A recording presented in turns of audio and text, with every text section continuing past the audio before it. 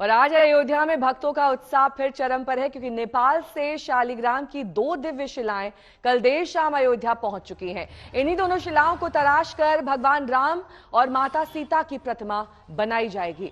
शिलाओं के पहुंचने पर अयोध्या में जोरदार और भव्य स्वागत किया गया। अयोध्या राम कार सेवकपुरम में आज इन शिलाओं को नेपाल सरकार की तरफ से श्री राम जन्मभूमि तीर्थ क्षेत्र ट्रस्ट को दान किया जाएगा और शिलाओं को हस्तांतरित करने के लिए प्रतिनिधि के तौर पर नेपाल से जानकी धाम के मुख्य महंत और वहां के पूर्व उप प्रधानमंत्री विमलेंद्र निधि भी शिला के साथ पहुंचे हैं। 5 तस्वीरें ये यात्रा बयां कर रही हैं।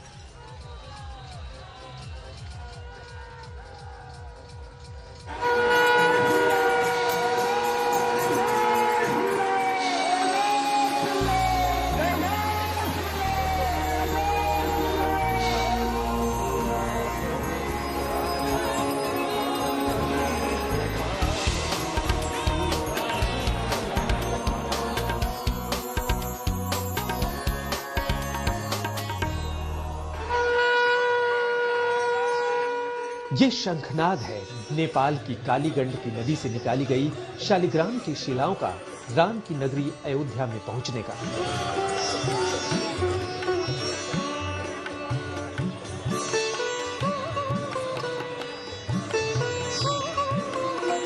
सरयू तट पर बसे अयोध्या में हर ओर आस्था और अभिलाषा का लाभ।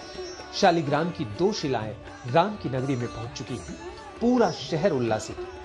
उन 2 शिलाओं को देखने के बाद जिनसे बनेंगी रामलला और माता सीता की भव्य दिव्य प्रतिमा।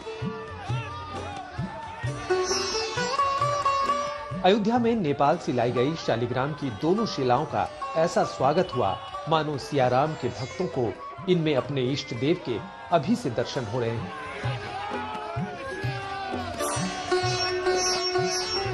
शंखों का नाद, मंत्रोच्चार, फूलों की बारिश, जय श्री राम का उद्घोष, नजारा वाकई भव्य है।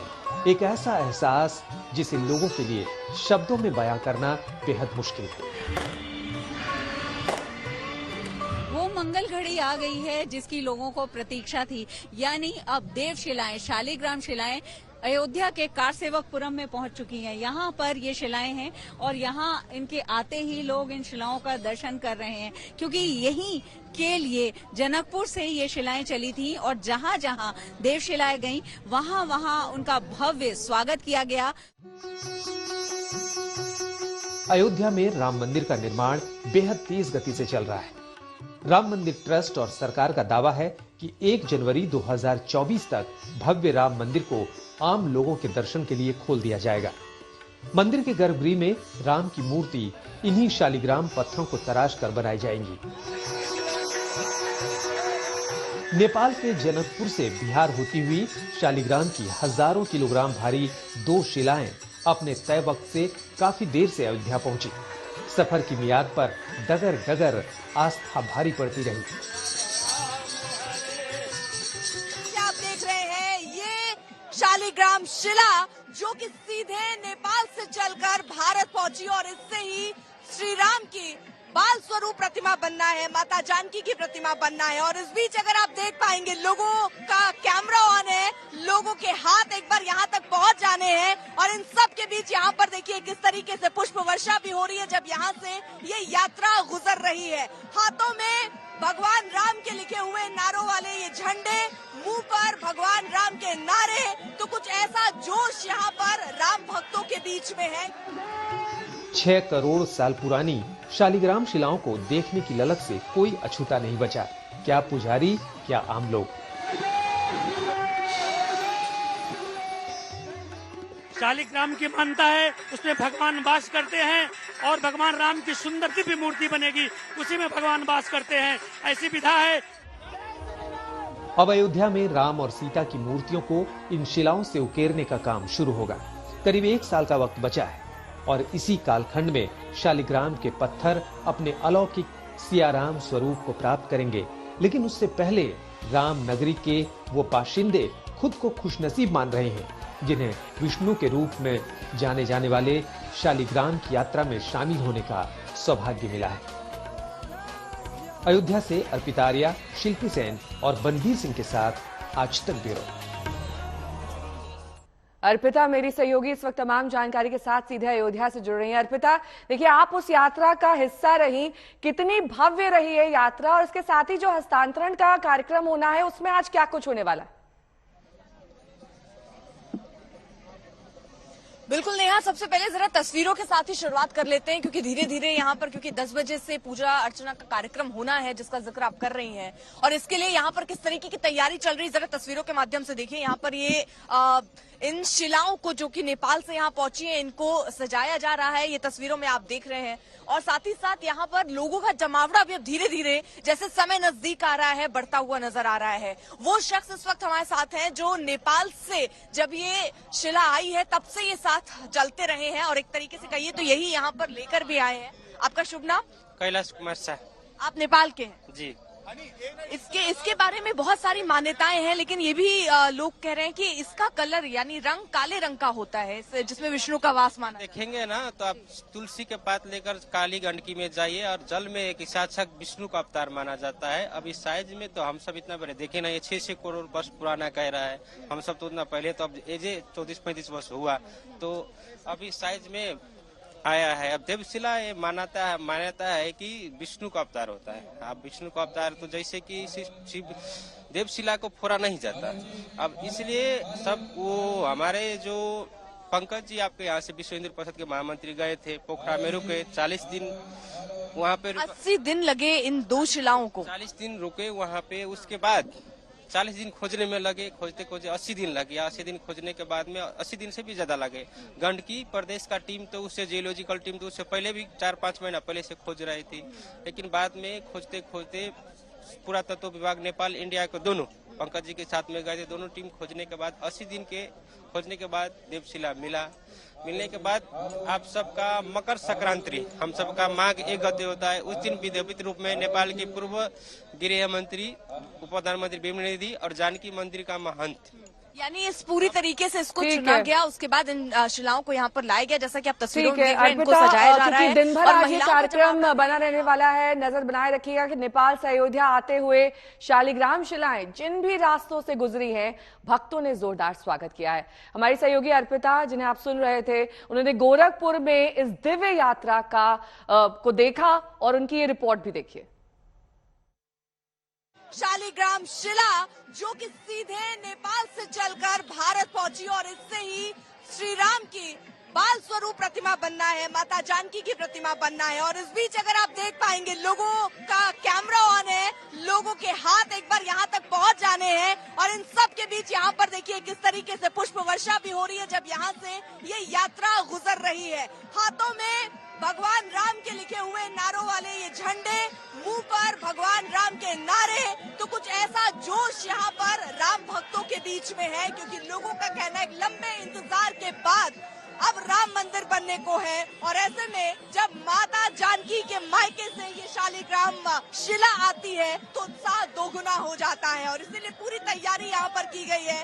जो तय कार्यक्रम था उससे ये यात्रा देर से चल रही है क्योंकि रास्ते में कुछ ऐसा ही जमावड़ा लोगों का देखा जा रहा है भारी तादाद में इलाके में, जहाँ पता चल रहा है कि इसी शिला से भगवान राम की मूर्ति बननी है। हर कोई इसे सिर्फ अपने आंखों में कैद कर लेना चाहता है, अपने मोबाइल में कैद कर लेना चाहता है और इसे एक बार छूने के लिए किस तरीके से लोगों की भीड़ है, इस तरीके का जोश जो है वो लोगों के बीच में है। हर कोई इसे अपने कैमरे में कैद कर लेना चाहता है कि भगवान राम की मूर्ति का निर्माण जो है इसी शालिग्राम से होना है, इसी शालिग्राम की शिलाओं से होना है और 2024 तक बताया जा रहा राम मंदिर का ग्राउंड फ्लोर स्थापित कर दिया जाएगा। रामलला की मूर्ति को तैयार करने के लिए नेपाल की गंडक नदी से शालिग्राम शिलाखंड भारत लाए गए हैं और उसी को अपने आंखों में कैद करने के लिए किस तरीके से जोश है ये तस्वीरों में हम आपको दिखा रहे हैं।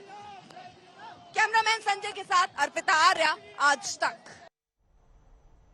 तो नेपाल से शालिग्राम शिला लाने में श्री राम जन्मभूमि तीर्थ क्षेत्र ट्रस्ट के ट्रस्टी कामेश्वर चौपाल की अहम भूमिका रही है। पूरे रास्ते उस शिला के साथ मौजूद रहे। उन्होंने कहा कि लोगों की भावनाओं को देख ऐसा लग रहा है मानो कलयुग में त्रेता युग लौट आया। और मुझको लगता है कि रात्रि में शायद 2-4 किलोमीटर छोटा हो तो छोटा हो, नहीं तो बिहार के सीमा में घुसते और निकलते जन सैलाब ही जन सैलाब था। बहुत लगता था कि त्रेता युग वापस हो गया है। और संजोग था कि जिस मार्ग से मारे थे कभी त्रेता में राम उस मार्ग से होते हुए बिहार गए थे। जैसे हम लोग नेपाल से घुसे इंडिया में तो वह बॉर्डर की सीमा टूट गई, भौगोलिक सीमा टूट के आध्यात्मिक जो हम राम और इनको मानते हैं वह भी साकार हो गया था। और दोनों तरफ के लोग ऐसे मिल गए, लगता था कि जैसे वास्तव में मिथिला से सीता की विदाई हो रही है और राम के साथ सीता जा रही है। उस समय के दृश्य कहीं कहीं बहुत कारुणिक भी था। तो एक तरफ शालिग्राम शिला को लेकर अयोध्या में जोश है, दूसरी तरफ तपस्वी छावनी के पीठाधीश्वर महंत परमहंस ने नया विवाद छेड़ दिया है। दरअसल परमहंस दास ने कहा कि शालिग्राम में स्वयं भगवान प्रतिष्ठित हैं, इसीलिए उनके ऊपर हथौड़ी छेनी चलाना सही नहीं है। अगर शालिग्राम शिला पर छेनी हथौड़ी चली तो वो अन्न जल का त्याग कर देंगे।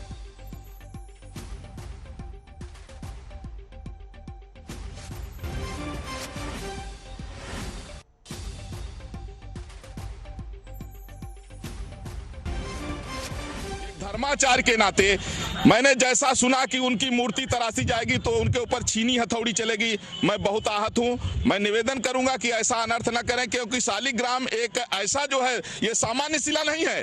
शालिग्राम एक ऐसे जो स्वयं प्रतिष्ठित है, प्राण प्रतिष्ठा की जरूरत नहीं पड़ती है। और अगर भगवान उसमें प्रतिष्ठित हैं तो उनके ऊपर हथौड़ी चले, छीनी चढ़े, इससे बड़ा अनर्थ हो जाएगा। मैं बता रहा हूं, इसलिए मैं संबंधित श्री राम जन्मभूमि ट्रस्ट के सभी ट्रस्टियों से और सभी लोगों से मेरा करबद्ध निवेदन है कि ऐसा अनर्थ न करें। इनको इसी रूप से हम लोग पूजेंगे, पूरी दुनिया के लोग पूजेंगे। और शालिग्राम स्वयं प्रतिष्ठित शिला है, इसलिए उनके ऊपर छीनी हथौड़ी न चलाई जाए। इसको लेकर के मैं आज जो है आप लोगों के माध्यम से ये निवेदन कर रहा हूं। और अगर छीनी हथौड़ी भगवान के ऊपर चली तो इसके बाद फिर मैं अन्न जल का परित्याग करके और जीवन को अलविदा कहूंगा। और अब आज की सबसे बड़ी खबर का रुख करेंगे। हिंडनबर्ग रिपोर्ट की सुर्खियों में आने वाले अडानी ग्रुप ने एफपीओ को लेकर एक बड़ा फैसला आज सुबह लिया है। सब्सक्रिप्शन की आखिरी तारीख के अगले दिन ही अडानी ग्रुप ने एफपीओ को रद्द कर दिया है। बोर्ड की बैठक के बाद अडानी ग्रुप की तरफ से बजट के दिन ही इस बारे में बयान जारी किया गया। 27 जनवरी को ये ऐलान किया गया था। उसके बाद बाजार के उतार चढ़ाव को देखते हुए अडानी ग्रुप की ओर से ये फैसला लिया गया।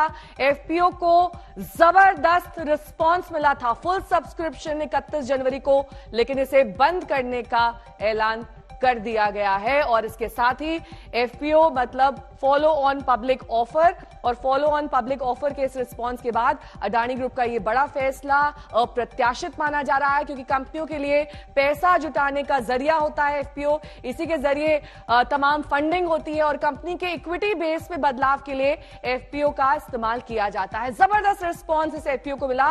और आईपीओ से अलग एफपीओ कई मायनों में होता है, क्योंकि आईपीओ के जरिए कंपनी पहली बार अपने शेयर्स को उतारती है, उसके बाद में एफपीओ लाया जाता है और एफपीओ के जरिए ही कंपनी की आगे की फंडिंग होती है। एफपीओ में अतिरिक्त शेयर्स को बाजार में उतारा जाता है। और जैसा कि हम सभी जानते हैं, आपसे कुछ दिन पहले अडानी ग्रुप का एफपीओ आया था और उसके बाद इस तरीके का बयान चेयरमैन की ओर से, गौतम अडानी की ओर से, कि इसे वापस लेने के फैसले से कई लोग हैरान होंगे। बाजार में उतार चढ़ाव के मद्देनजर यह फैसला बोर्ड की तरफ से लिया जा रहा है। और बोर्ड का यह मानना था कि एफपीओ के साथ जाना नैतिक रूप से सही नहीं होगा। Dear friends, after a fully subscribed FPO, yesterday's decision of his withdrawal would have surprised many. But considering the volatility of the market seen yesterday, our board strongly felt that it would not have been morally correct to proceed with the FPO. In my humble journey of over 4 decades as an entrepreneur, I have been blessed to receive overwhelming support from all stakeholders and particularly the investor community. The fundamentals of our company are very strong. Our balance sheet is healthy and assets robust. Our EBITDA levels and cash flows have been very strong, and we have an impeccable track record of fulfilling our debt obligations. We will continue to focus on a long-term value creation, and growth will be managed by our internal accruals. Once the market stabilizes, we will review our capital market strategy. Pankaj Upadhyay मेरे सहयोगी इस वक्त तमाम जानकारी के साथ जुड़े हैं। पंकज, देखिए, मार्केट स्टेबलाइज होने का इंतजार किया जाएगा, ऐसा चेयरमैन ने कहा है, लेकिन आज तो देखिए सेंसेक्स और निफ्टी दोनों लाल निशान के साथ खुले हैं। आने वाले वक्त में भी लग रहा है कि कुछ दिन तक ऐसी ही वॉलेटिलिटी दिखाई देगी शेयर बाजार में, और तब अडानी ग्रुप को काफी ज्यादा इंतजार भी करना होगा। Good morning Neha. तो सही कहा आपने, लाल निशान कुछ अच्छी निशानी तो नहीं कही जा सकती है इन्वेस्टर्स के लिए, लेकिन जहां तक मार्केट एक्सपर्ट्स का कहना है और अदानी ग्रुप ने जो अपना एफपीओ विड्रॉ कर लिया है, अगर हम उसकी बात करते हैं तो मार्केट एक्सपर्ट्स का कहना है इन्वेस्टर्स के लिए ये अच्छी खबर है, खास करके रिटेल इन्वेस्टर्स के लिए अच्छी खबर है। एक ऐसे समय में जबकि जो कीमत थी वो 30% तक नीचे चली गई थी ओरिजिनल प्राइस से, तो ऐसे माहौल में अगर एफपीओ को विड्रॉ किया गया तो इन्वेस्टर्स के लिए डेफिनेटली अच्छी खबर है। दर्शकों को यह भी बता देना चाहते हैं कि जो मार्केट रेगुलेटर है SEBI, security and exchange board of India, उसने अपनी इन्वेस्टिगेशन इस वक्त शुरू कर दी है, चाहे वो रिसर्च फर्म ने जो एलिगेशंस लगाई है उसके ऊपर हो या फिर जो डाउनफॉल हुआ था शेयर्स पे उस पे हो। अब भारत सरकार ने भी सेबी से एक रिपोर्ट मांगी है और जो सोर्सेज हैं वो हमें बता रहे हैं कि कम से कम जो प्रिलिमिनरी रिपोर्ट है वो तो 24 घंटे से लेकर कम से कम एक हफ्ता लग सकता है, इस बीच में आ सकती है। लेकिन अब ये क्योंकि इमरजेंसी सिनेरियो हो गया है, इसलिए सोर्सेज ये बता रहे हैं कि शायद 24 घंटे से लेकर 48 घंटे के बीच में कम से कम जो प्रिलिमिनरी रिपोर्ट है ये सेबी तैयार कर लेगी और भारत सरकार को इसे सौंप देगी। आज का दिन बड़ा महत्वपूर्ण होने वाला है। हालांकि शुरुआत लाल से हुई है और मार्केट में red is not considered very good for the investors, लेकिन ये स्थिति कैसी रहेगी आने वाले घंटों में ये देखना बहुत महत्वपूर्ण रहेगा। कल भी हमने देखा था बजट का दिन काफी इंटरेस्टिंग था। जब फाइनेंस मिनिस्टर की स्पीच चल रही थी तब तक मार्केट ग्रीन में था, उसके कुछ जब स्पीच खत्म हो गई उसके बाद भी कुछ समय तक मार्केट ग्रीन में था, लेकिन एक बार जब अदानी के स्टॉक्स नीचे जाने लगे, जब उनकी नोज डाइव हुई तो हमने देखा उसके बाद पूरे दिन भर मार्केट में फ्लक्चुएशंस बने हुए थे। तो कुछ समय तक रुकना पड़ेगा, देखना पड़ेगा क्या बजट का पॉजिटिव इफेक्ट मार्केट में दिखता है या फिर अदानी के जो विड्रॉल हुआ है एफपीओ का उसका क्या कुछ असर मार्केट में दिखता है। बहुत बहुत शुक्रिया इस तमाम जानकारी के लिए आपका। जम्मू कश्मीर के गुलमर्ग में हिमस्खलन की खौफनाक तस्वीरें सामने आई हैं। कल दोपहर करीब 12:30 बजे पहाड़ों पर जमी बर्फ अचानक दरकने लगी। इस बर्फीले तूफान की चपेट में आने से 2 विदेशी पर्यटकों की जान चली गई है, जबकि 21 विदेशी पर्यटकों को रेस्क्यू कर लिया गया है। प्रशासन के मुताबिक स्कीइंग कर रहे विदेशी और स्थानीय पर्यटक ढलान पर थे और अचानक बर्फीले पहाड़ दरकने लगे और वो हिमस्खलन की चपेट में आ गए। तस्वीरें काफी डराने वाली।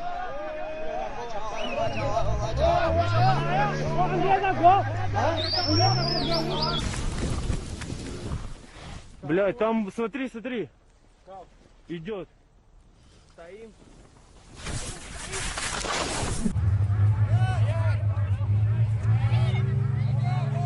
Аваланча.